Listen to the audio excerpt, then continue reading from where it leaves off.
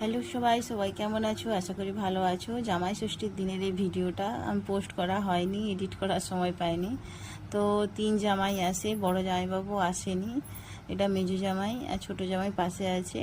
মা সকাল সকাল ফোঁটা দিয়ে দিচ্ছে। তো টিফিন হয়েছিল অনেক কিছুই, তো আমাদের একটু দেরিও হয়ে গেছিলো, তখন 9:30 বেজে গেছিলো, খুব সকালে নয় এটা। তো মা তো টপ টপ করে দিয়েই দিল। এটা ছোটো জামাইকে মা ফোঁটা দিচ্ছে। টিফিনে ছিল লুচি, ঘুগনি আর মনে হয় 5-6 রকমের ফল আর 5-6 রকমের মনে মিষ্টি, এরকমই হয়েছিল। সে আর সেরকম বিশেষ কিছু টিফিনে করা হয়নি। তো দুপুরবেলা রান্না হবে, তো দুপুরবেলার আয়োজনটা অনেকটাই ছিল, সেটা তোমরা দেখেছো।